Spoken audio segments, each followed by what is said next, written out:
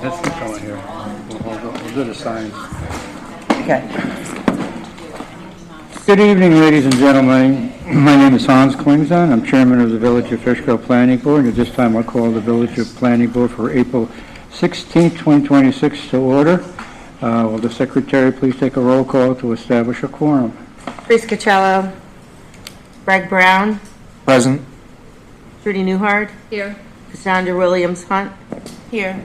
Ezra Holly, Joe Testa. All right, others, and Hans Klingson. Here. Others in attendance are Joel Petrus, the building inspector, Kristen Podgy, village engineer. Victoria will be here, the planning attorney. Yeah, I'm waiting on her. And Tricia Rice, liaison to the planning board. Okay, we have a quorum. Greg and Trudy, you'll be voting members this evening. Okay, first, we're going to skip the approval of the minutes. They haven't been done yet, so we'll approve them at our next meeting, which will be May 21st.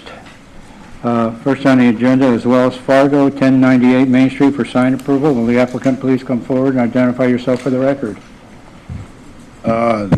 James Swan from MRC Signs in Dublin, PA. How are you? Okay. And what does Wells Fargo want to do here? Our client wants to rebrand the Wells Fargo with their new colors, which is the white facelit sign with the red channels around it. They're removing the pylon sign that's for the drive-through here permanently because the drive-through is not going to be a drive-through anymore. And we're going to put some grass seed down. So their plan is to take the yellow sign off the front of the building over there and put that Wells Fargo stacked logo in place of that. That'll be white and red, nice and clean looking.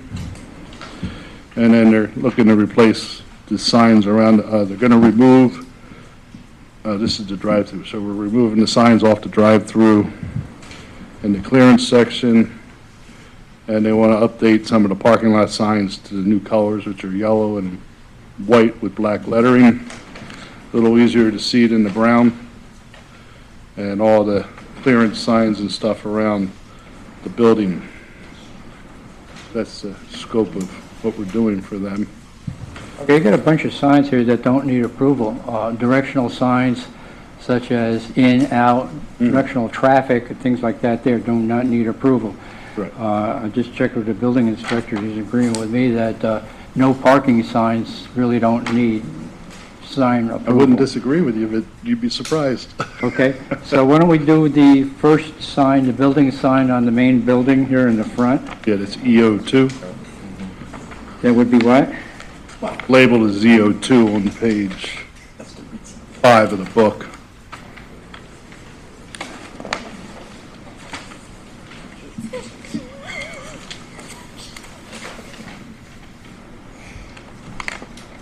And it's basically replacing what is there, correct? Yes. Are the measurements the same as what is there? Are they increased or decreased? They're increased some. They're like a half larger, like 1.5 times. What's there is 14, and what they're proposing is 24 square feet.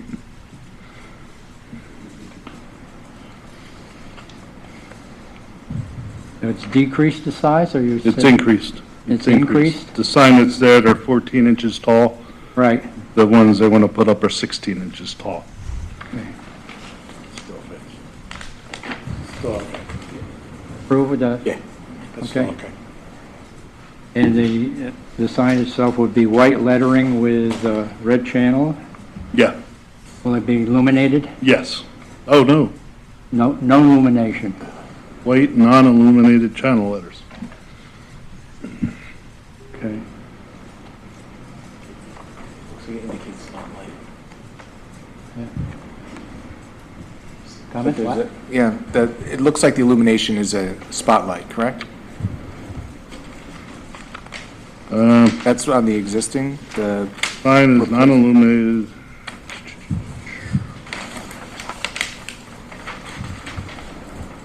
There might be a spotlight pointing up off the roof there.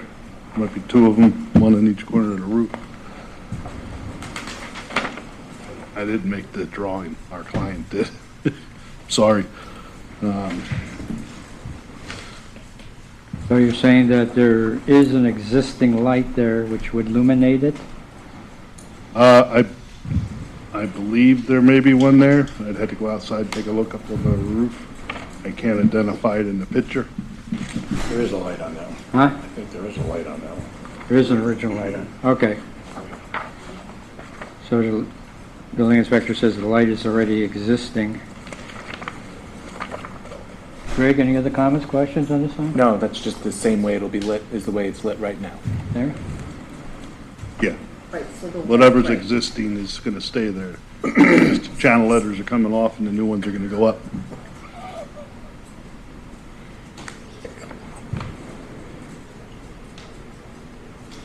So do you have any comment? No, so the illumination that's existing is staying as is, you're not touching that, and then you're just doing the new sign. Correct.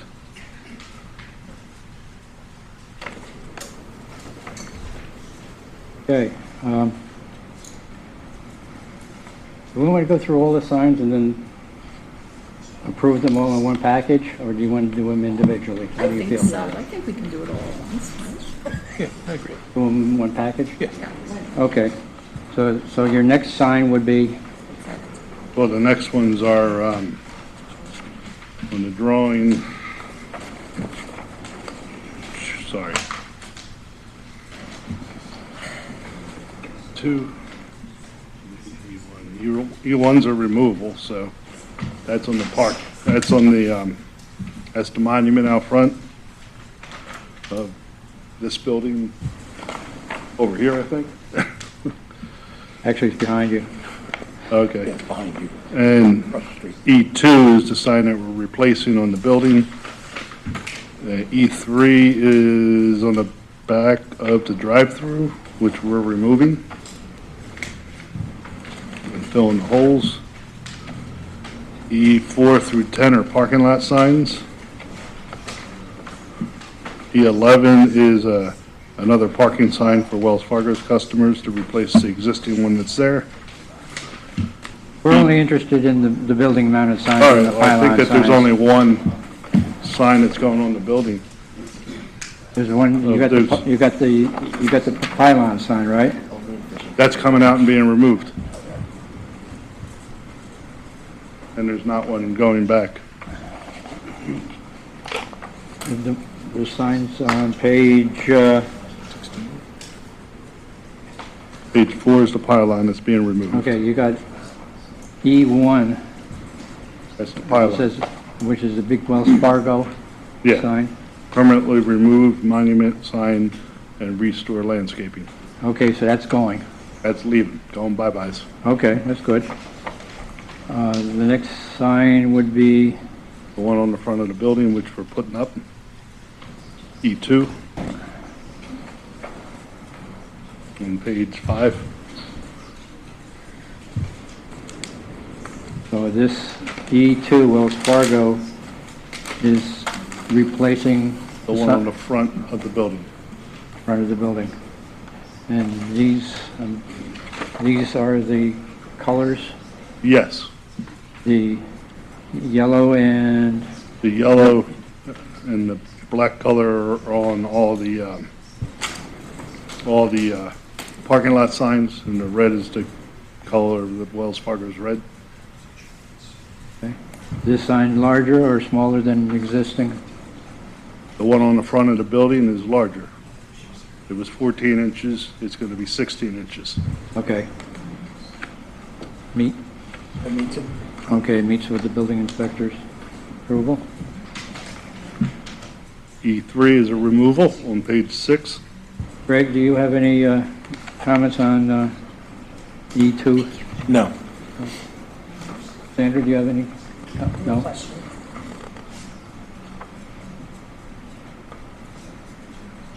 Trudy? No, I'm good, thank you. Okay. Okay, so then E3 is a sign that's, Removed, you're removing that, okay? recycled. And then the rest of these signs are just informational, parking, directional signs, which do not need signage approval. Correct. You just have to clear with the building inspector as to the locations and, They're going right back where they are. okay?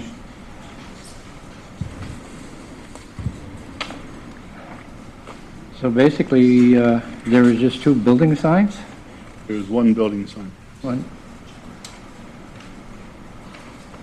So you only need approval for 1 sign? Me too.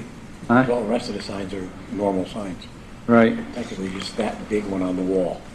right.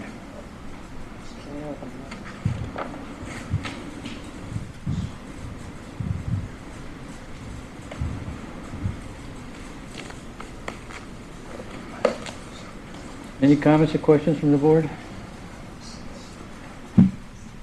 Andrew? Nothing? Trudy? No. Okay, then I'll entertain a motion to approve the signage that was just given us in the application. And most of the signs don't need approval, so, and the building inspector will regulate us to their locations. So moved. Second. I have a motion second on the floor. All in favor? Aye. Opposed? Carried. Okay, you're all set, and just deal Thank with you, the sir. building inspector. Have a nice evening.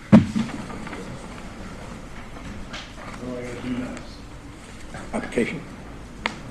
Have it? You have it? Yeah, We got, okay, you're good. yeah. As soon as Got 100 this will of call them. you. This will call. Okay. Oh, yeah, We have it, but we said we, yeah, now no, that it's approved. yeah. So we just call. I heard it. Oh, yeah.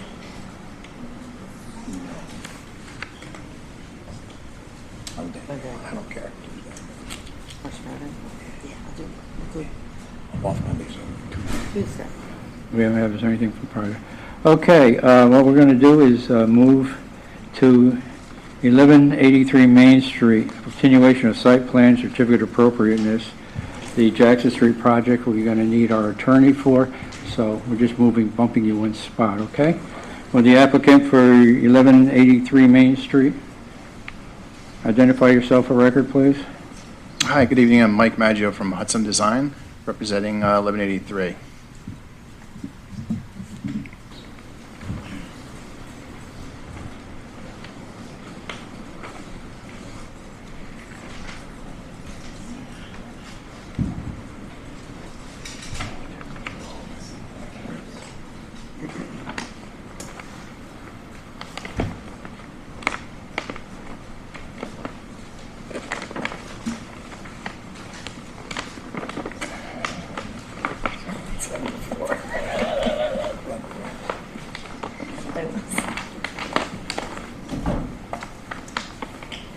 I take it the design has changed since your last submittal?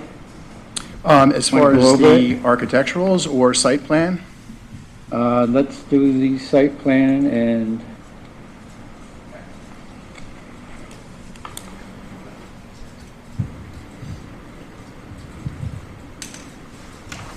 So as you see, the site plan hasn't changed a lot from the last time it was submitted. Okay. Our curb cut was approved by the Department of Transportation. This is from the DOT requested traffic turn study. I'll show you in 1 second.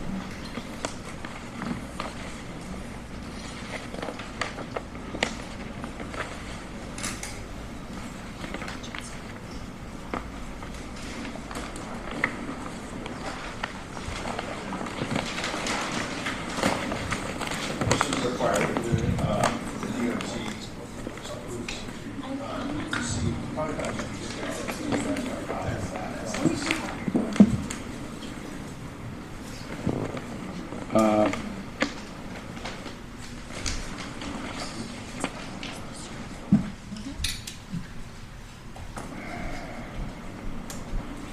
The DOT letter I have here that was sent to us, it says, DOT deems the proposed location for the driveway acceptable.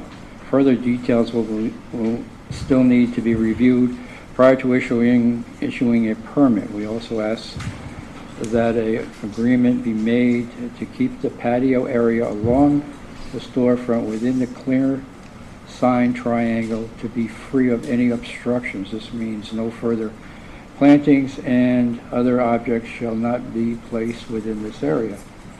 The board has had some issues as to the location of the curb cut, and I think we're going to contact DOT and let them know that we're not too happy with their preliminary acceptance, and see if we can get that changed, basically from a safety traffic hazard as a What's situation. the issue from the board?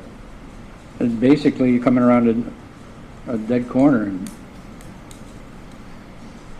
When we initially went to the site for the first couple of meetings with the DOT, they determined that this was the best location because the site distances from both directions, meaning left and right as we turn out here. This line right here in this corner represents a 300-foot sight line. They deemed that this was the best spot to see traffic in both directions. And then obviously that's why they made a comment regarding the patio, plantings, and you've got to do a certain height, et cetera. well, we're gonna review that, okay? Anything, Is this the existing cut right now, or are they proposing a different curb cut? That's the proposed cut right there that we just pointed to. Okay, so it's not the one that's right there. Yeah, the one that's right there is over this way. That's what I, I okay. remember as a kid, that whole house that was there. Exactly, yep, okay. All right. That's Thank you. actually represented in this dark line right here. This is what the existing curb cut is right now. okay. All right, we also have, so basically, that's the only thing that's changed. I'm sorry. So do you have any other changes that, since your last proposal? No, that was really it, because again, we're waiting for the DOT's preliminary approval, which they have given us for this. This was going to be presented to the board, that this is their, the locations that they see, they want the best location for. Okay, As in the other architectural changes, all of our changes in that for no requirements. Nothing else has changed. you want to go over some of the architectural changes then?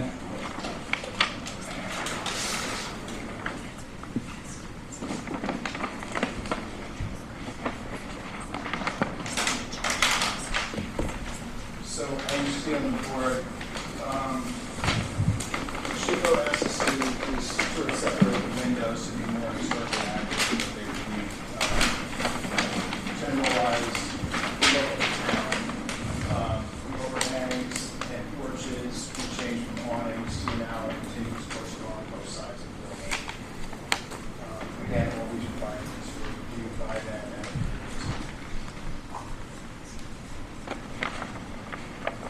no other really changes that happen other than the front porches and the decorations. And have you come up with any colors? The colors that you see here are historic colors from the Benjamin Moore line. I don't know them off the top of my head. I can post that for Yeah, we can definitely need that information, all the colors, roof colors and things like that effect. Okay, comments. The fire department has some comments. Would the representative of the fire company come forward with your comments, please?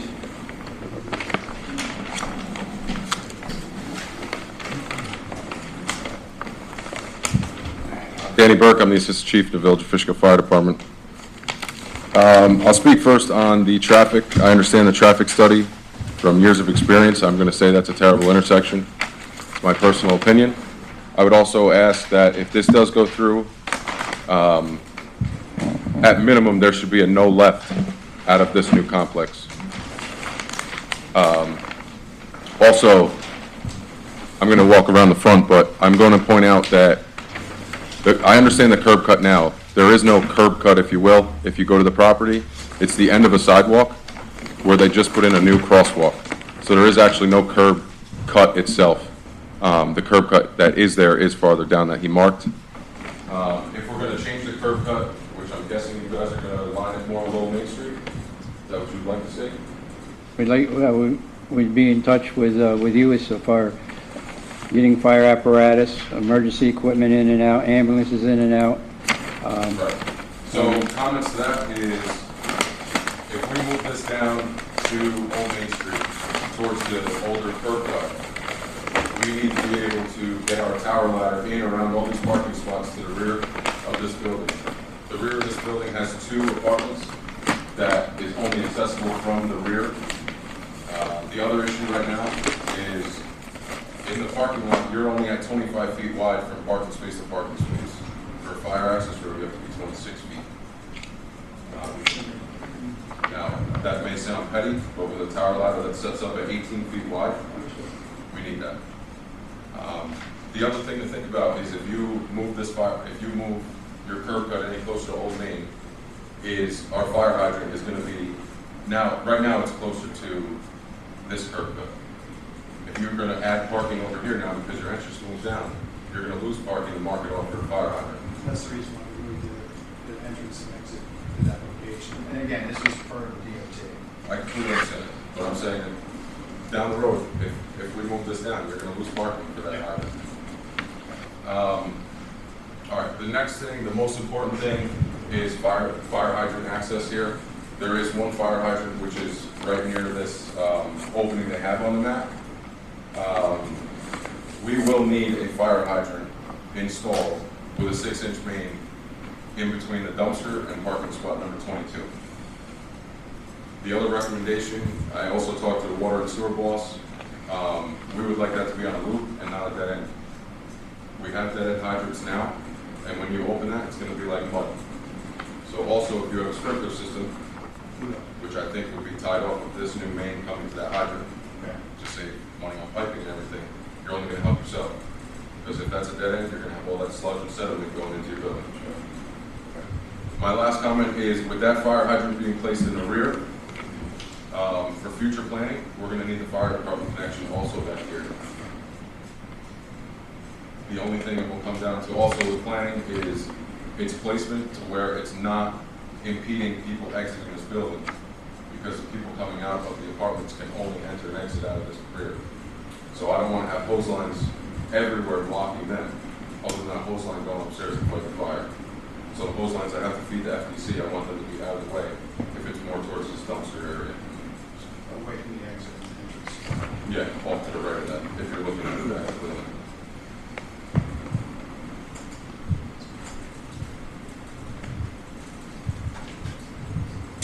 That's all I have right now. I just really changing that entrance and everything. We need to make that parking lot 26 feet, and we need to remember the ladder truck access here, because it's a multi-story building. We're going to obviously utilize more than one ladder truck. We have apartments in the front and the rear to get reached, so we need to keep that in mind. Well, being a former firefighter and with protection engines still in, not active. Exempt, yep. Yeah. The always thing is, once you commit the aerial in, you can't let hose, so that the Right. aerial is the most important thing. Exactly. Especially as, And if we don't add that new hydrant, we're going to have to lay hose from that hydrant off of 52 across the whole parking lot. Will be completely boxed out. So we need that new hydrant in the rear if this goes through. do you have any other recommendations as far as life-saving or? I can honestly tell you, I don't like the idea of the second floor, the one way in, one way out. I do, it does follow fire code, but I do like a common hallway with an exterior, somehow of a second means of egress, not being a window, but being stairs for that second floor. With the drawings and everything, you have the kitchens are all by the front doors of these apartments. You know, 9 times out of 10, kitchen fires happen, but that's, you know, you get a kitchen fire in the first apartment, that's right at the top of the staircase where everyone needs to exit this building. If you had on the opposite side of the building towards the parking lot, a common hallway with a staircase, the people then, hey, how you doing? Hello, sorry. No, it's all right. Then the people have a second means of egress being a staircase and not a window. Appreciate your comments. Do you think that you could get together with the building inspector and with this gentleman and work out some of those? I think we can make some time. Before our next meeting, which would be the 21st of May? Yes. Okay. Yep. Cool. Thank you. Okay. Nice meeting you. Thank you, Mike Maggio. Yeah. I have a comment here from our, welcome Victoria, our attorney has arrived. Sorry, there's That's, some accident. It's under your control. yeah. Victoria, were you in contact with Sarah? Yeah. And was her comments on this? On this application? Yes. Yes, so at this point, I don't know if you've reviewed them all. We just heard the fire departments. Oh, okay. I mean, we can go over Sarah's comments. Yeah. Do you want me to come up? Yep. Thank you. So the overview is that the layout now meets the minimum requirements of our code, but they're missing a lot of details to allow it to go to public hearing and to be referred to county planning. So it's an unlisted action. It's near the historic district and within it, so they've already contacted SHPO, and we did get the letter from SHPO back. One of the items that's missing is a turning template for the proposed parking areas, showing how the vehicles and the trucks are going to circulate. Is this after the property or in the parking lot? This would be lots of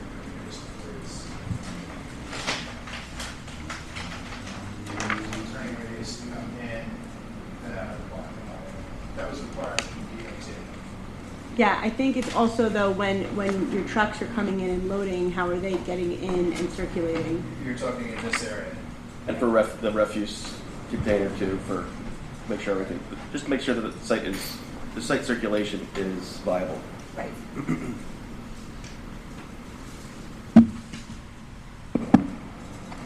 And speaking of refuse, that's one of the details that's also not included is what are you putting around the trash enclosure? If it's a wall, if it's a fence, they need to see the materials. Yeah, it'll be a fence, so, okay. They'll just need details on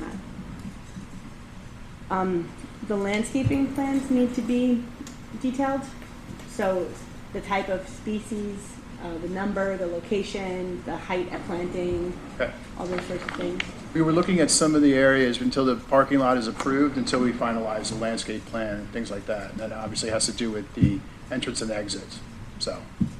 Right, well, this board can't give you any kind of approval, though, until they have more of those Sure, details. okay. Same with the lighting plans. They're going to want a photometric plan and then specs for all of the proposed fixtures showing, if they're downward facing. Sure. Their bug rating. Dark sky requirements, et cetera. Sarah made a recommendation that there be a solid fence along the back to block headlights because there's residential properties back there. So the board should consider that and decide whether that's something you'd like to see. Right now, there's a 6-foot tall vinyl fence that goes up to this property line presently. Then it drops to 4 foot, which is a wood solid picket fence at that point. Is that on this property or the adjacent property? It's on the adjacent property. So it's on whoever the land is back there. Right, so I guess the question is, do you want something solid on the other pieces so that the headlights are not shining This through? section.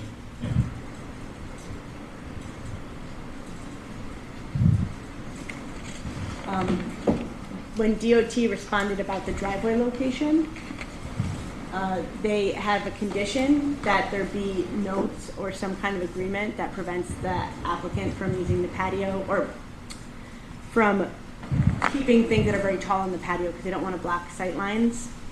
So that would be something that we're going to work through as a condition of approval.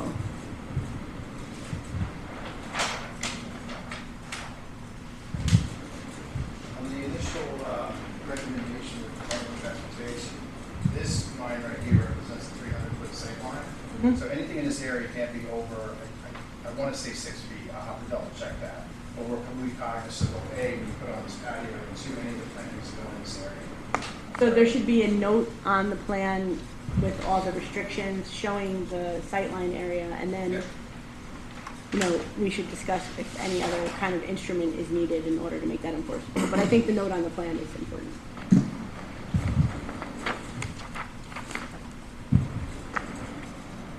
Do you have any comments from legal? No, I just agree that at this time, it's not ready for a public hearing or for county planning until we get all those details. Yeah, So everyone can that was my comment. next question. Engineering, So, as the applicant already mentioned, I think the purpose of this submission is to get more clarity from the board and obviously from the DOT, which you just received on the entrance and the parking lot. So they haven't provided the engineering details for any of the utilities or drainage or grading or anything like that yet. So there wasn't much for us to comment on, just other than just saying that those are outstanding. So once those are provided, we'll certainly be providing comment on that. So at this time, no new comments. okay. Greg, do you have any comments? No questions at this time? Nope. I don't have any questions. Just being a lifelong resident here, I have to agree with, you know, or what was brought up by the fire department, and just knowing how that, where they're saying there could be a cut, I'm just seeing that being very difficult, especially during rush hour. We all know there's a 35-mile, but we all know that's not what people travel. And yeah, I could foresee not some positive things happening in that area, honestly. I think that was why the DOT had asked about this because of the site.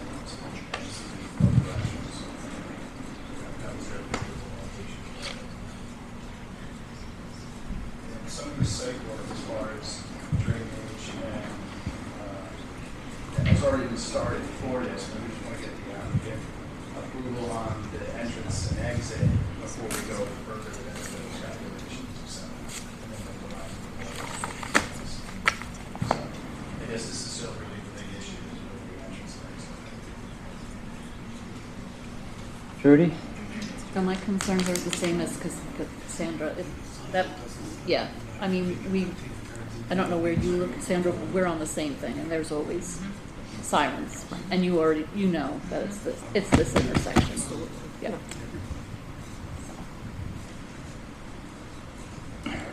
Okay, I'd like to set up a meeting with DOT to discuss the DOT as soon as possible. Can you make arrangements? Building, either engineering or building? Sure. Either Absolutely. one. Either one. Whoever you need. I can help coordinate that. He's got it. We'll want to coordinate that with Sarah's office too, because her office reviews the traffic. So, but we'll be included too, so I can help coordinate that. Okay, and get that coordinated and then we'll get straightened out as soon as we get that straightened out with DOT.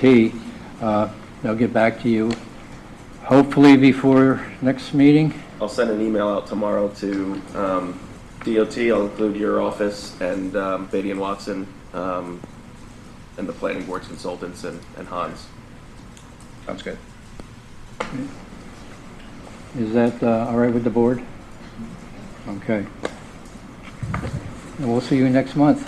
Okay, thank you. Thank you.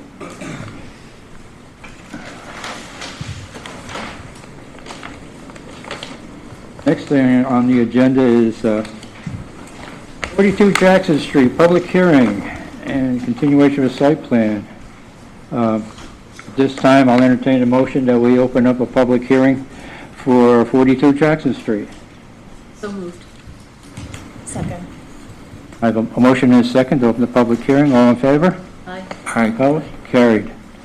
The applicant, please come forward and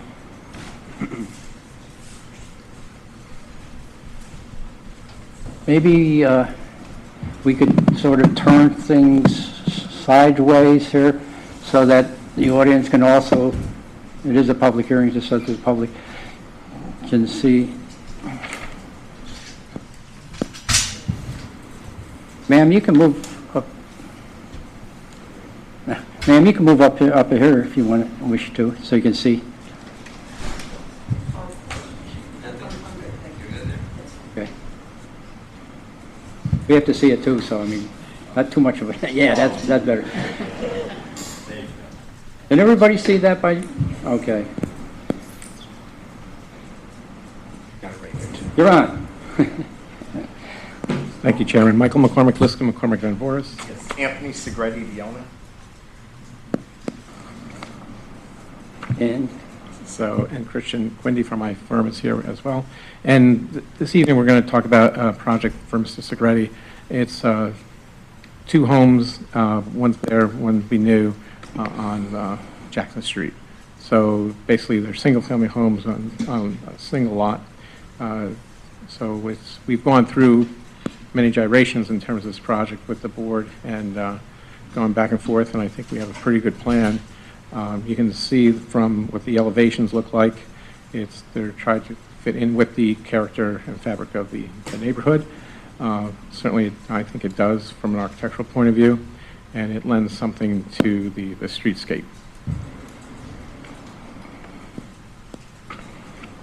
so you have an existing structure on the property, or 2 existing structures. Yeah, 2. There's one in the back as well, small one. The plan here says a new existing garage and a garage here. You want to point? Yeah, Christian can point that out. The existing house is here. That Is one. that the existing house? Yes, That's the existing house, okay. correct, yeah, And the gray area would be that's the proposed, okay. correct, that's the proposed. And then what are those 2 on the bottom? Existing garage. And then below there, That's an adjacent property, it's not on, okay, so yeah, that's not Okay. Mr. Segretti's property. so the existing garage is going to stay? Yes, No changes there? correct. Okay. Did Sarah have any comments on this, Victoria? If the board is ready, we have an approval resolution prepared. The project that's now drawn shows 2 separate buildings. It's no longer connected by a breezeway, so the issue of code compliance kind of goes away, because the code clearly allows 2 single-family homes on a lot in this district. The applicants also made some modifications to the plan. Previously, I think you were exceeding the maximum lot coverage. Yes, and we shrunk. Right, so they've shrunk some of the impervious coverage so that it now complies, at least according to the table, with the zoning requirements.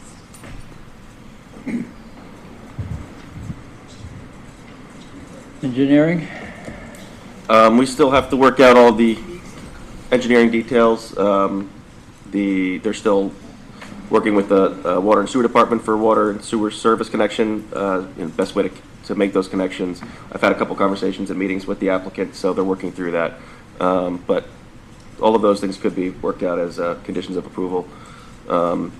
We had asked them to try to mitigate the additional runoff that will be generated by the new home. It's not required by code, but it's recommended and has been encouraged by the board on prior applications for projects of this scale. And they have agreed to that. So they haven't submitted the details yet, but conceptually they've talked about some subsurface infiltration in the rear to mitigate some of the roof runoff. There's also drainage facilities in the street on Jackson that they'll have access to connect for some roof leader discharges to try to reduce any discharge to the surface and surrounding properties. So those are the things that we'll be looking at. But again, we can hash those out separately with the applicant prior to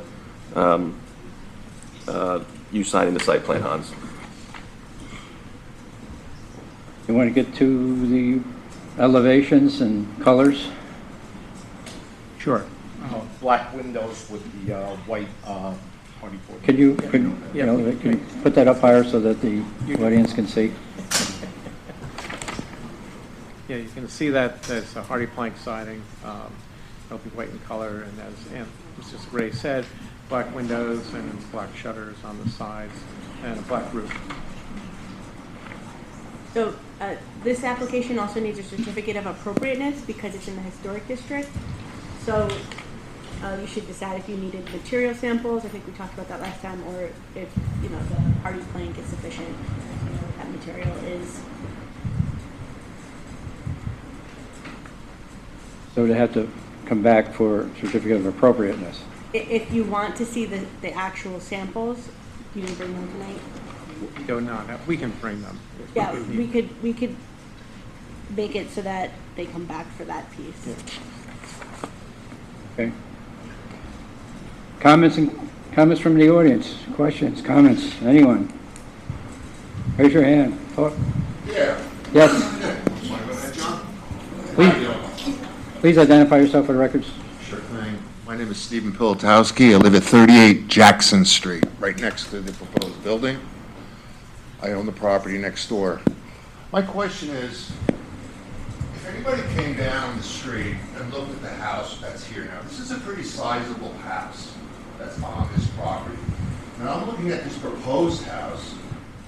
That's an awfully big house that's going on a little piece of land right next to my house. When I open up my kitchen door, all I'm going to be staring at is a side of a building. My next question is, where is everybody going to park? There's one little driveway there that goes against my driveway. Is this going to be a single-family house, or is it going to be a two-family house? It's only permitted to be a single-family house. So for moving forward, looking at the new house and looking at the floor plans, and I'm consulting with other builders, he's one kitchen away from making it a two-family house. Will that always stay one family? The way that the code is written right now, he's not permitted to do more than that. And what about the house next to it? Same thing, yep. And of course, there's a two-car garage in the back, so, this is the only house that I know of. I lived in the village for 30 years on Jackson Street. And I'm a little concerned with the building going on. And it's the only house, the only lot I know of that's going to have two houses on a lot in the village. Our resources are already stretched already with the sewer, the traffic, and the additional building that's going on in the village. Those are my concerns. And of course, our sewer at the end of the block, that still stinks to high heaven every time the treatment's up. So, I, as the homeowner next to him, I'm not happy. And I don't approve of this. This is just too much going on. I'm at a single line. Thank you for your time. Thank you. Other comments? Yes, ma'am. Please identify yourself for the record. Tina Mao. I own 39 Jackson Street, which is right across the street from there. There's no other, I'm in construction, I'm also in real estate, but there's no other reason to have a secondary means of egress from the second floor unless you're going to have it as another entrance for another purpose. So I've lived in this village for 15 years and I moved here from the city. And I came here because it's quaint, it was charming, it was small town life, and it reminded me of home because I'm originally from Georgia. Now, not so much. In a 1-block radius of my street, there are there's 3 complexes and 1 on the way, and I hear about the post office is also going to have apartments built on top of that. We're already congested. We're completely congested. I have to wait sometimes 10 minutes just to get to my driveway because the streets are blocked. And I can't tell you how many times I've sat at Main and Jackson and had to wait 3 or 4 lights before I can even get through the light. So I'm vehemently opposed to this. We're crowded. We're overcrowded in the neighborhood. And that's actually going to take away from the charm that is still our neighborhood, because there's only 6 houses, 8 houses on the block, and now you're going to add a whole nother monstrosity that's going to park in front of my house and block my driveway. So yeah, I'm opposed. Thank you for your time. Thank you. Any other comments, questions? Yes, ma'am. My name is Kelly Hill. I live at 44, so I'm right next door. That's my garage, is on the one. What's going to happen to all the trees? So there's a lot of privacy between our houses. I'm just curious what's happening to the trees in the front of the house that Tina so nicely can look at. And there's 2 trees on the back of the lot. I'm also curious what's going to happen to those, because right now there's a cone next to one of them. So I'm curious what's happening with that. Is that tree going away? Are you planting more trees? I'm also concerned about the driveway and having a lot of cars in front of the house. I think it looks nice when there are no cars in front of our houses on Jackson Street. It makes the street really nice. We have a sidewalk. It's really nice to walk on. I've also moved up from the city, so I am very concerned about this. I also work from home, so I'm concerned about construction noise. I'm also worried about dirt and dust in my house. Yeah, I think that's it. Thank you for your time. Thank you. You want to address the tree situation? The large tree in the back where she said that was the cone, I'm hoping to keep that. It's a nice tree. The ones in front of the new house, I was looking to take down.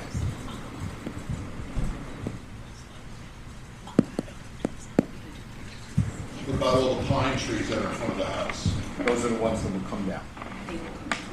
They all get leveled out. And the cherry tree? Which one is the cherry tree? The one that has the bloom on it, the pink one? Where is it? Right in front of your house. No, that's staying. In front of the old house. Yes, that's staying.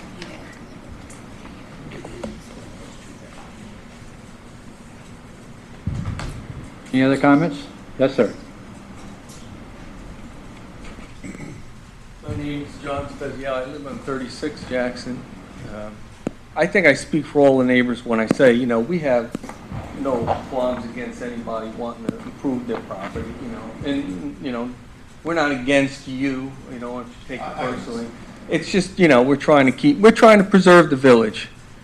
And we need to address the issues that were already spoken about. I think it's a little bit too tight on top of each other if we do something like this. And who's to stop everybody else that has a double lot from doing the same thing? It's going to turn into Queens. I mean, and the biggest problem I think that we have, and nobody seems to want to address, is the sewer. We're having big problems with the sewer. As soon as it gets warm out, every night is a problem.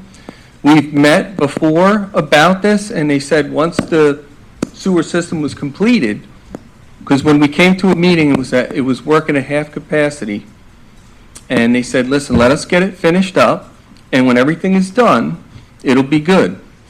It's the same. We still have the same problems. So we have a lot of stuff going on in the village.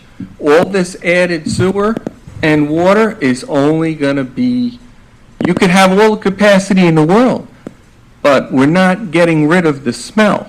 And we have a neighbor who wanted to come here tonight, but unfortunately couldn't be here. And they're literally on top of it. They have a beautiful backyard. And I really feel for them because they really suffer the worst out of all of us, but we're all feeling it, So I don't know what the answer is there. I know originally they spoke of, enclosing this whole thing. But I know it comes with a heavy cost. But if we keep going like this, I don't know where we're going to be at. I know they spent a lot of money to get it to where it is now, but we still have the same problem. We got nowhere, really. We got more capacity, but that's it. So it's really, every summer night is kind of miserable, to be honest with you. And that's, it's getting tougher and tougher to live with. If we just keep going, I have a double lot, maybe I could pop another house in too, but this, we lived here all of our lives, was what we're trying to avoid. So, we really have a lot of issues to work out, So, that's my take on the whole thing.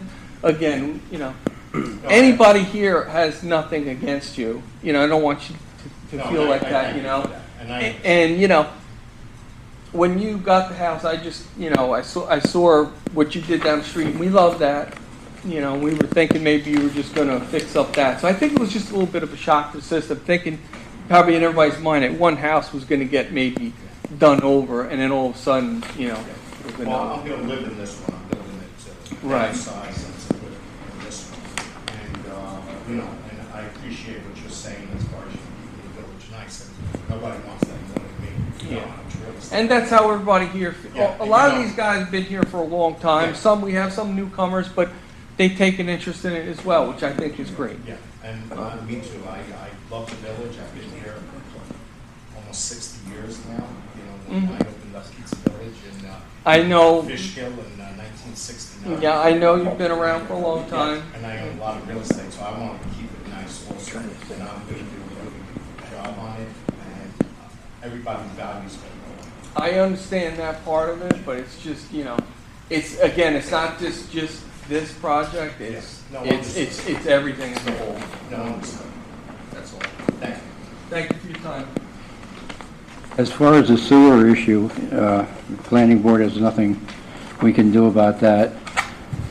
Village board, you should come to their meetings and address the situation to them. We have come to meetings, and we're definitely going to have to sit down again with them. And I understand that that's not you guys directly, but you need to know about it, and you need to know that we're still having a problem. And, so, because, again, if we're going to allow all this building and not realize that there's still an issue, then we're not, we got to work together. Everybody's going to work together on it. I have no problem coming to a meeting and, talking it out. But, like I said, ever since they did it, they said, let us finish it and everything will be good, And it's not. We still have the same exact problem. Really, I can't even tell you it has gotten a little bit better since completion. That's not a good thing. Okay, thank you, but that is a village board issue. Any other comments or questions? Going once? Twice?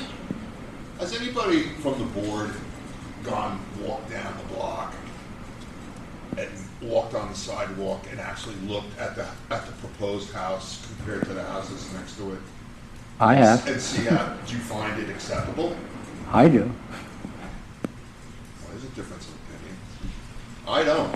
I think it's an overkill house for the size of the lot that it's going in on. I think it's an overkill house. It's bigger than the house that's there now. That's not a small house. Thank you. Any other comments? Yeah, I'll just say something too because I'm here. Yes. Dale Trost, I live around the corner on 63 Broad Street. And again, I have nothing personal against you.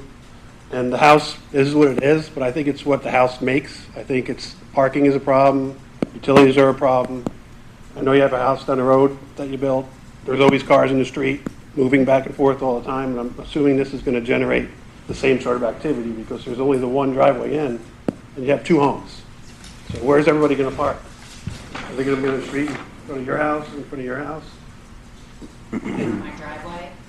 Yeah, in front of your driveway, and I mean, I think that's something that needs to be considered, because it's two homes, one driveway, and I live there, it's not very big. Something to consider. Thanks. Thank you.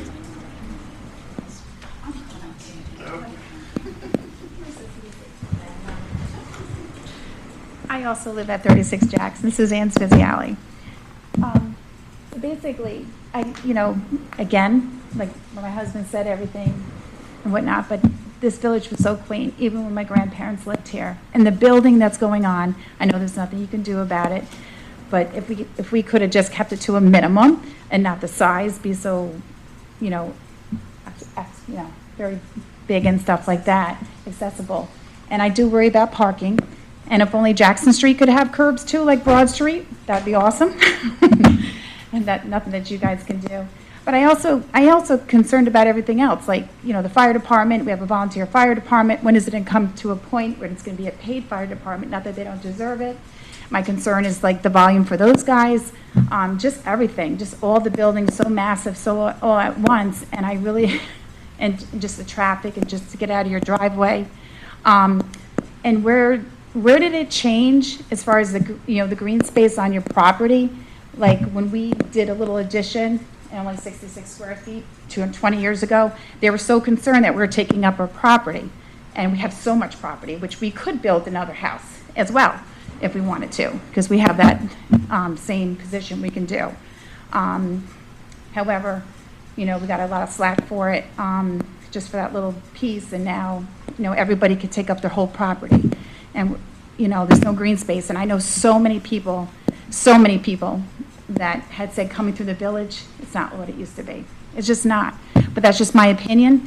But again, his stuff, your places are always beautiful looking and stuff like that. It was well tamed, nothing personal. It's just that, where do we stop?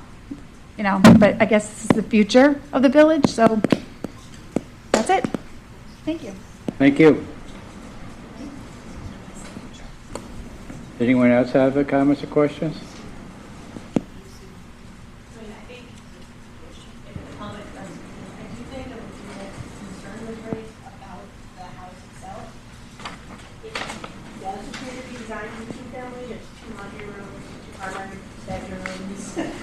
Entrances. I think the board should think about whether they want to require illumination of that second floor staircase so that it helps with enforcement, or, you know, any other changes would be required to make sure that this should not become a two-family without any variance.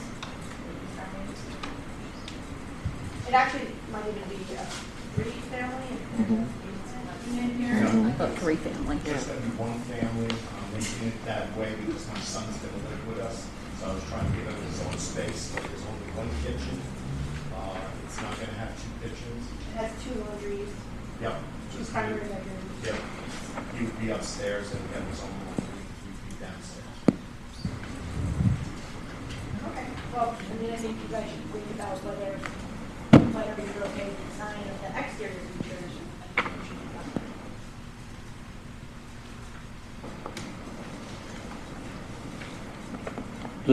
Does code require that staircase? No? A lot of houses have two staircases on them.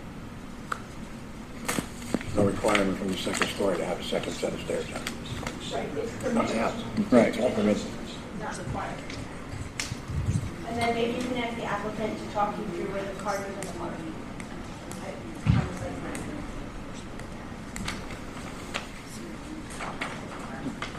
Any other comments from the audience this time? Well, I think just what she just mentioned, it's really not about when you live there, or what happens when somebody else lives there. What do they choose to do? As you just said, potentially it could be three homes in the future that nobody even knows. Because there's nothing stopping him from, or whoever from doing it, nobody catches it, he does it 5 years from now. You may not do it. Or somebody else will. You could move away, someone else might. And then the rest of us are stuck with it. Thank you.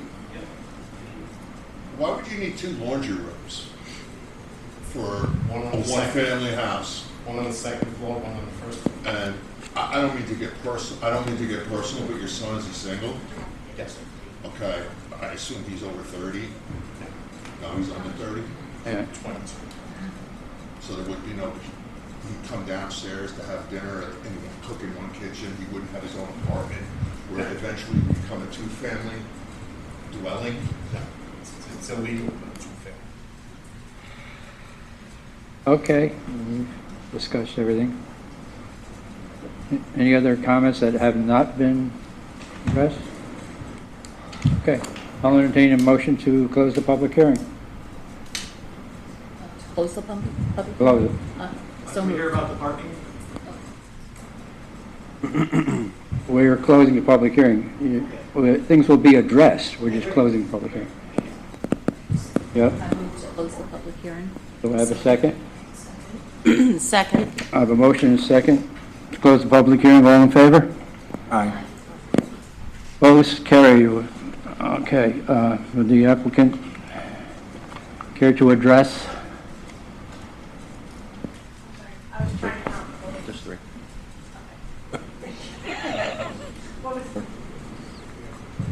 So yeah, I think we should address where the parking is going. Right, the parking, the, This is a residential site plan, we generally don't get details about lighting and landscaping. But, you know, they should address whether there's anything that they propose adding that could stop any impact on the business. There's a two-car garage, there would be 2 cars in the garage, 2 cars in front of the garage, and then, you know, there's enough room that maybe put one on the side of the garage.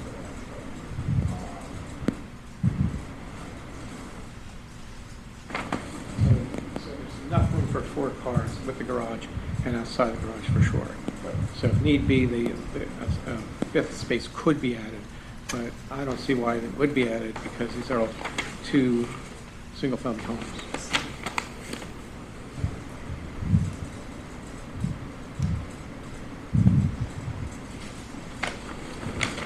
what about the elimination of the other staircase? When you say the elimination of staircase, do you mean the one in the rear or the one in the house? Because the one in the house, that's the only way to get to the second floor.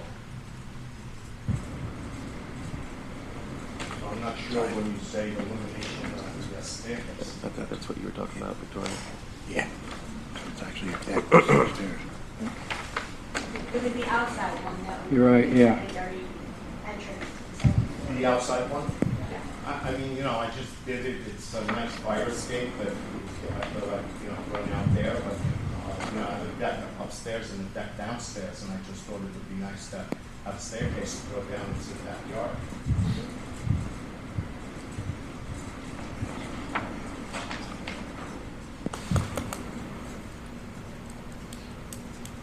Comments?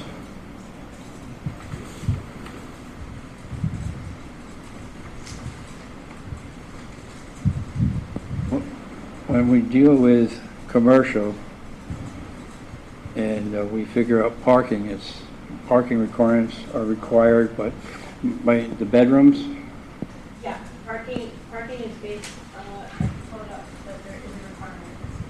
Half per, isn't it? Yeah, it's 1.5 per unit. And so this is only 2 units. Yeah, so you only have 3.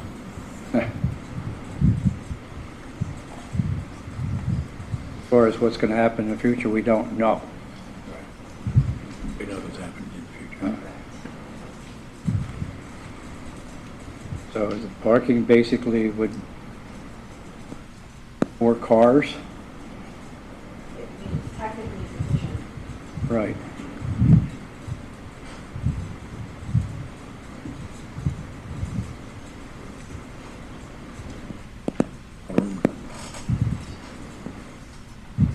It's a pretty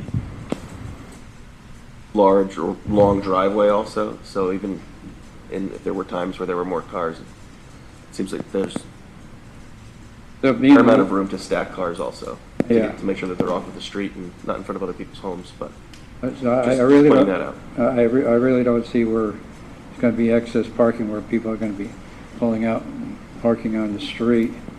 And if your driveway is blocked, please call the police department. They will come and have them removed.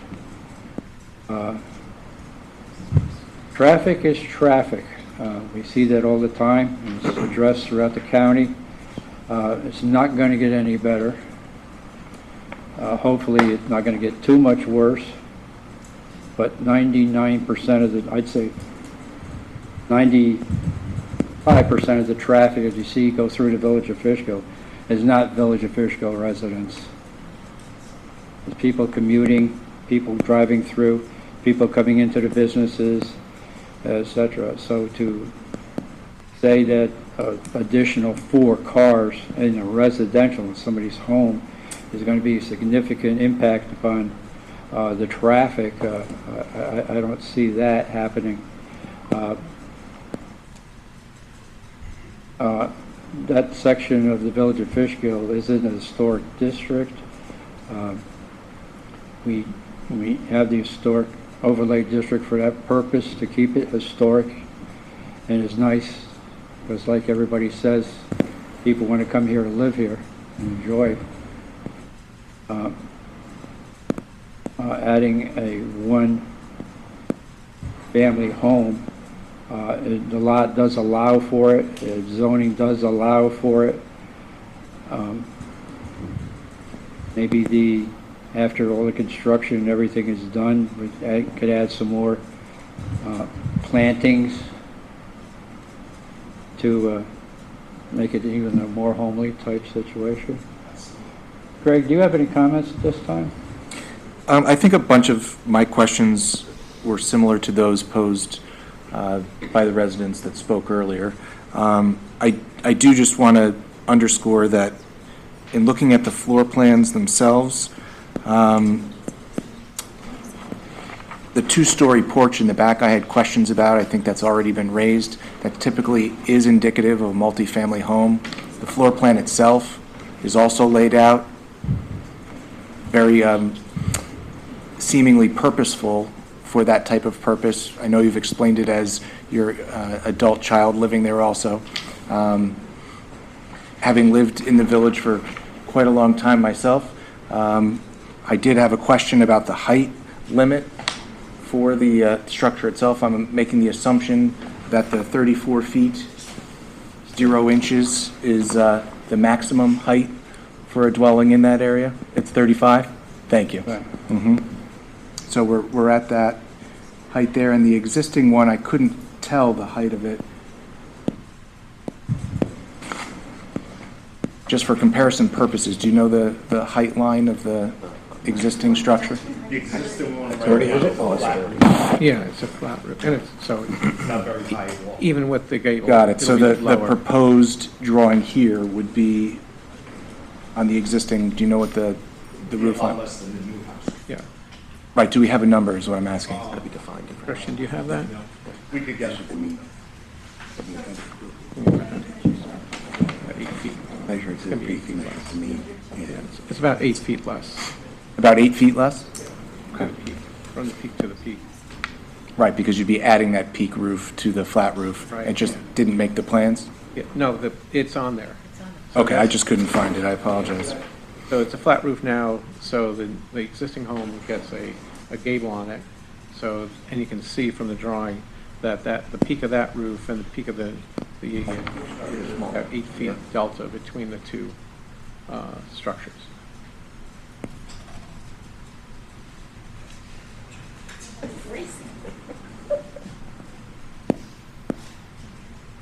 That, just for the public, the maximum height is 30 feet, but it's measured between even the high point. It's the average, right?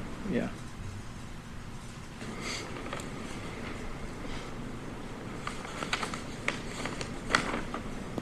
And then I guess the only question I had was about the driveway itself. The driveway is going to service both single-family homes? Correct. Okay. Sorry, when you're done, Craig. No, that was my last question, thank you. What's the purpose of adding a peak roof?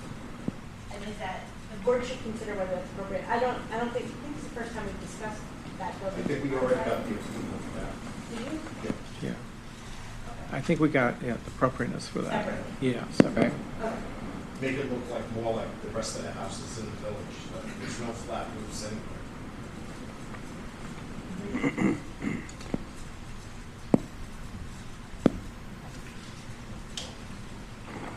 So that's not part of this application right now. No.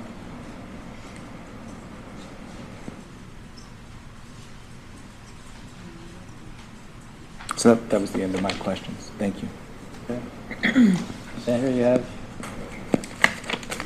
comments? No? Oh, what? The only comment I have is that, the plans that have been provided, it does look like it's a little more than. Yeah. I'm sorry.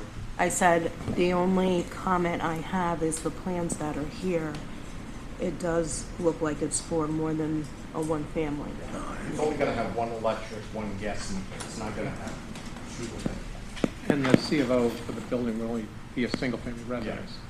So it would not be a two-family residence. So from a building code point of view, it would have to be under law, a single-family residence. Sure, that, I guess that leaves it to code enforcement and others then to sort out later, right? Right? Of course. That's a concern for me. Yeah, that would be a major concern because, so this is only my second time being on the planning board, so I apologize if I'm rehashing things. So when I first got these drawings, I said, why? Why would we redo this? I did walk down your neighborhood and I was like, why still? And now you're saying that this is going to be your primary residence. Yes. Well, if it was me, and if I had that opportunity to have that lot, I'm on the other side of Route 9, on Virginia Avenue. You built such a beautiful house on Broad Street.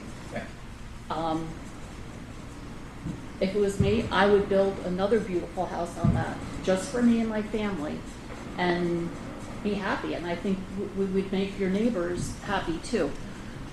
I'm at the age where I wouldn't want anybody else living on my property like that, the original dwelling. That's just me. I'm just like, I'm trying to think, why would you do it? I know you can, and I know you do beautiful things. You're a great supporter for the village of Fishkill, but I don't know. If it was me, I would just build my own little house and keep my trees, keep my neighbors happy, try to do something with the sewer plant. Yeah, and so I have the same concerns that Cassandra and Greg raised. The first time I looked at it, I'm thinking, oh, okay, we have a two-family house. Then I saw the basement. I go, okay, now we have a three-family house. Absolutely. And who knows what's going to happen to the original. So and just the layout of your site, do we have to keep that existing garage, or can we rotate the new house so that it's less imposing on the sidewalk? Because I know this says it fits, but visually I couldn't get it in my head. Well, the new house sits a little bit further back than the old house. Okay. And you wouldn't want to rotate on an axis because then the longer piece would be on the street side, so it would even be a little bigger. Yeah, and you know what, the other thing, I don't know if you meant to copy the existing. Maybe that's what's bothering me too, is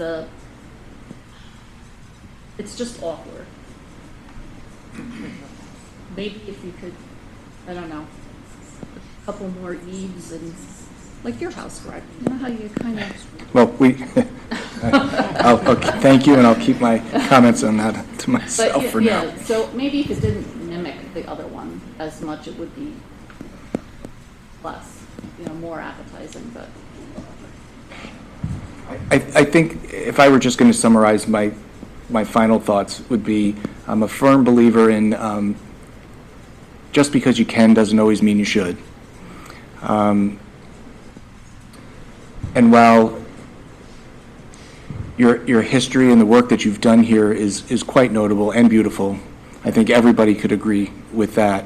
When we plan for the future, I often like to plan for the future, not just for the individual that we know, and admire the work that they've done before. So I personally would be in favor of removing some of the items that would most easily make a single-family dwelling turn into a 1, 2, or 3-family dwelling if you were no longer the owner or had a change of heart after the approvals. That's just my own personal thoughts and feelings. The question I had before was about the purpose of the 2-story porch on the back. I think you addressed it. It would be nice. It's a fire escape. It also very conveniently creates a second point of access that would make those concerns that both the community here and I think the board have. So that's something I'd like to discuss, or at least have you get my feedback and think about. And then, again, I just think the proportions, I know on paper proportions look one way and in reality they look the other. My experience is they look bigger in reality than they do on paper. So if it's out of proportion now, I don't know there's a whole lot you can do with that with the plan, but it does, I see the attempt at trying to make the buildings match themselves. I don't know how, yeah, I don't know how successful that would be. Are you saying that it's out of proportion for the neighborhood? Both the neighborhood and the house that will be on the same lot.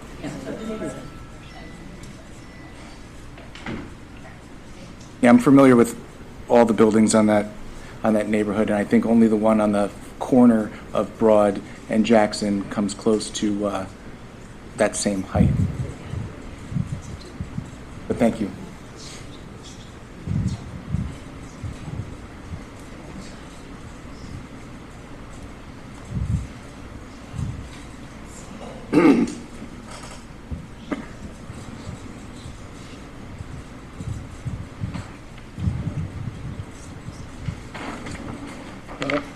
There's not too much you can do about the interior.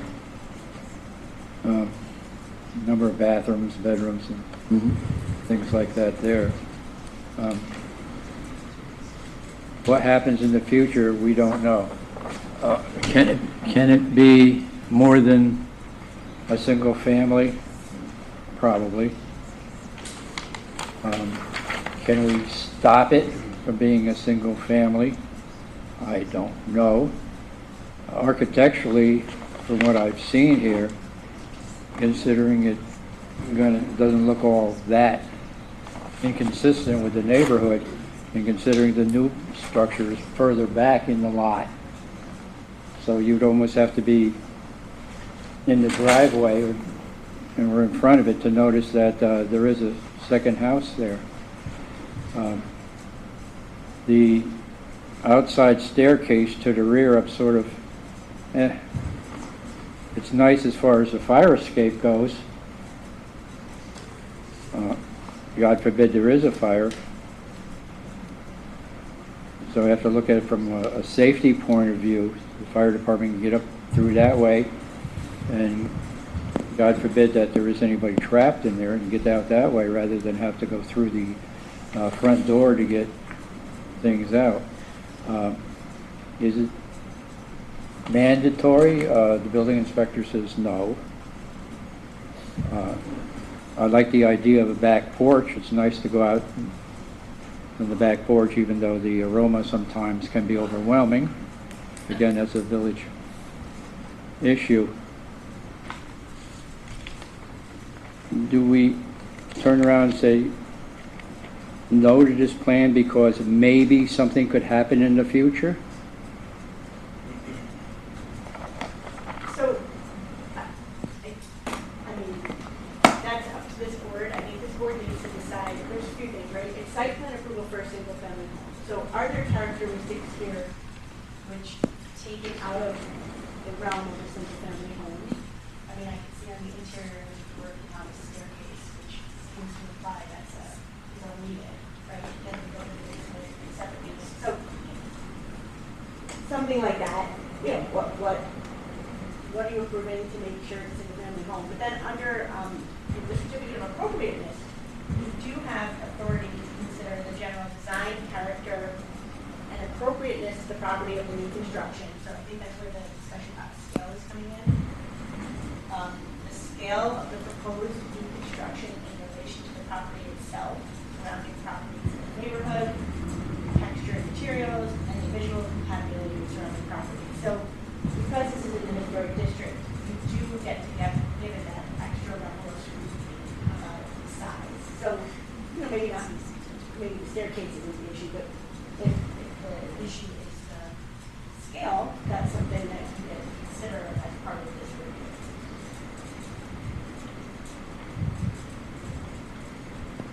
Make the house smaller?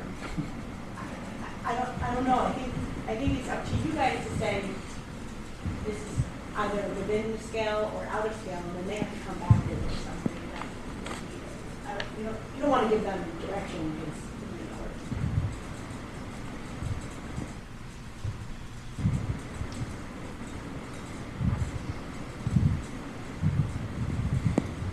Comments from the board?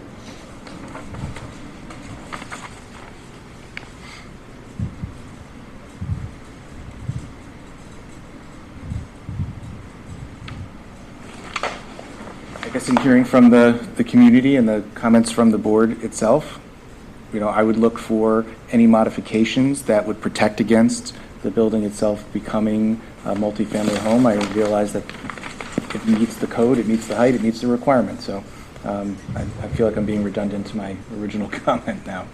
I think the staircase in the back for me, not required, might be a good gesture and protect against that. You'd have to get stairs approved and inspected if you were going to add them in the future, which would add that to a future conversation if it were ever to be renovated or changed again. I do think you're right. The rest of it is all in compliance.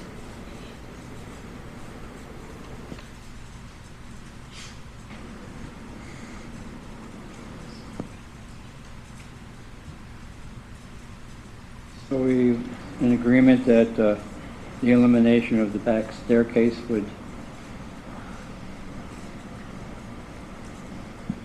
I'm in agreement with a number of things that Greg just mentioned. Do you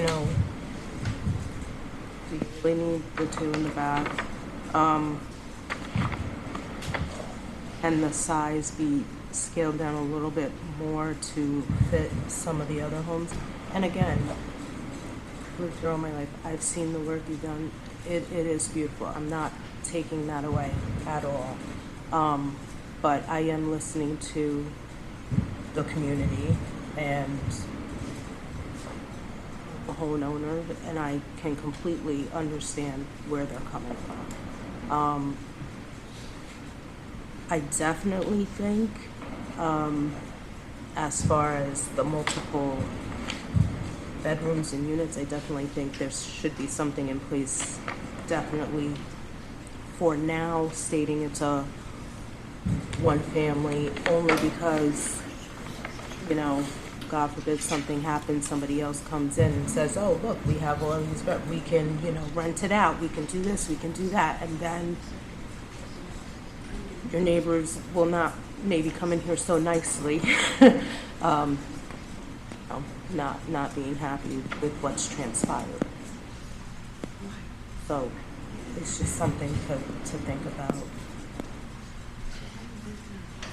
I'd like to see something with, right now, the tenant's not gonna park in that, on your driveway. They're gonna park right on Jackson Street and walk, or in somebody else's driveway.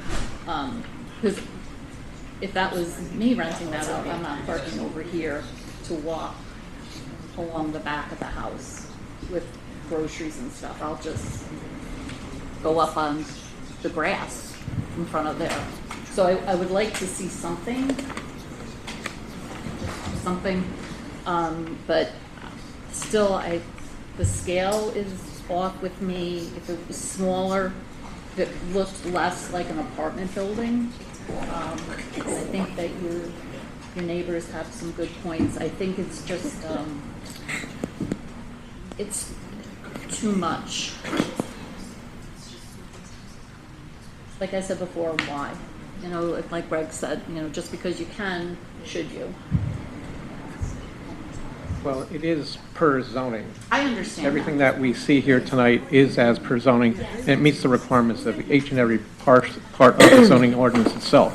So in terms of what we're talking about, we meet the definition of everything that we've asked, that the village has asked for with this. So in terms of what we're talking about, it seems to me, these are all nuances in terms of when you look at architecture and how architecture is perceived, that everyone has taste. It is what it is. And I found in life, in terms of what I do as an architect, I can talk to 10 people, I'll get 10 different answers.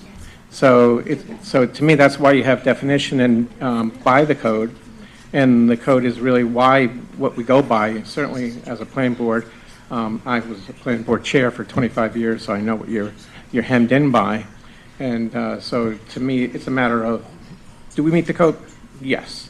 Is it different for each person in terms of their personal taste? Of course. And that's human nature. But I think that's why we have an ordinance that hems everybody in terms of guidance for any application, this one or anyone. So to me, we understand what you're saying, but we do feel that Mr. Segretti has made a very good effort here. Like we've heard that he has done really good work in the village and has a really good reputation. He's going to live here. So, and I understand what you're talking about in terms of who's next, but you can also put a caveat in terms of this is a site plan approval. You can say that it has to stay as a single-family home. And if this changes from a single-family home, or if someone does suddenly want to make it in two-family, whatever, they have to come back to you. They cannot do it haphazardly. And that's ordinance, that's law. That's your zoning law. So we can put a caveat, and we can put it into the minutes and on the plans that it has to stay as a single-family home. And if that does change, it has to come back to you. Or they have to get a variance, either or. Well, they would have to get a variance. Yeah, they'd have a use variance, which is virtually impossible to get. Area variance is yes, use not so much. So we can put something on the plan that says it can forever more be a single-family home. So I think what he said about meeting the definition of the code, that's correct. It does meet all the dimensional standards. It's just that you have that extra layer for the historic district about compatibility. I mean, you could ask the applicant, give you a narrative explaining why they, how they're addressing this compatibility standard with scale, design, or something you guys can talk to yourselves. Unfortunately, that's not numbers. That's the standard. Can I say also, I think the house to the right of me, I think is 54 feet frontage, and the house to the left of me, I believe is 50 feet. This property is 104 feet.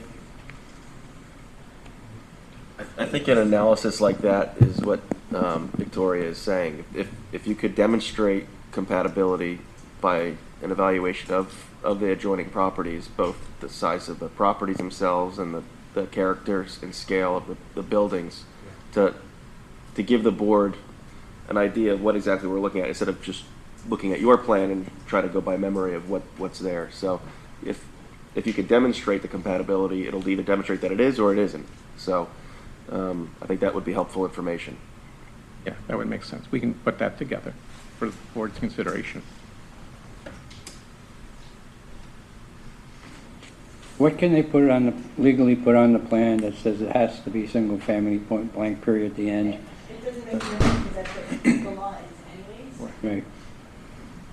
So, I mean, they can put a note on it, but the law is. It would be redundant.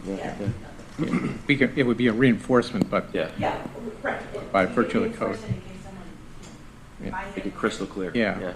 I mean, if the code did change and allowed it, then that's in a whole other bailiwick.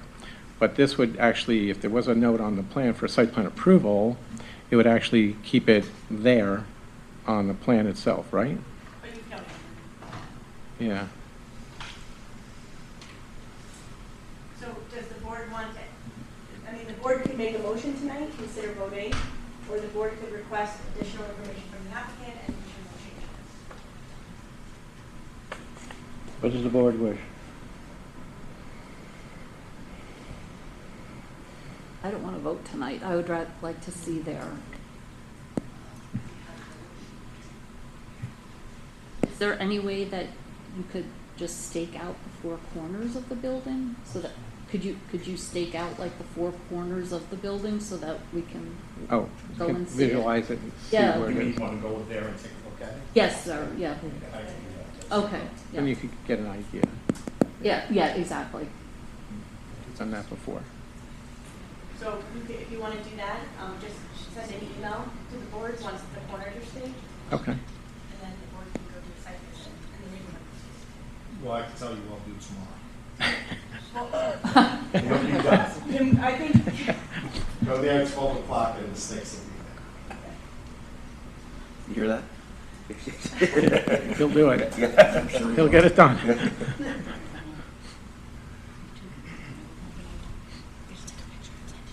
The board feels it, hold off voting tonight.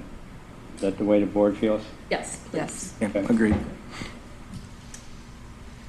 I'd like to see the compatibility numbers, like I said before. It's looks very nice on the drawing. It's hard, certainly not asking you to bring sketches or anything like that of the surrounding, but if there was a narrative that helped describe what is existing, like I said, I think there's one other building that would be about that height, about 2 or maybe it's on not the that corner far there away. of Broad, for instance. But again, I'd like to just, with that information, I think I could make a better decision. Sure, we can narrow this together. 171-7.5. Oh, I'll forget. Thank you. Okay. Thank you very much. Thank you. Thank you all. Thank you. Thank you. That's all the agenda items for tonight. Our next meeting will be on the 21st of May. There will be schools coming up. You should all be getting emails from the county. As to the first school coming up would be a computer sitting on. And you get your credits that way. The next 2 courses will be up in Millbrook. Anybody want to go, you can tag along with me. All right. Okay. Does the board have any comments, questions at this time before we close? Just that I appreciate the thorough dialogue. Okay. I'll entertain a motion to adjourn. Move we adjourn? Second. Second. I have a second. Second. I Second. have a motion second on the floor to adjourn. All in favor? Opposed? Carried. Okay. Thank you.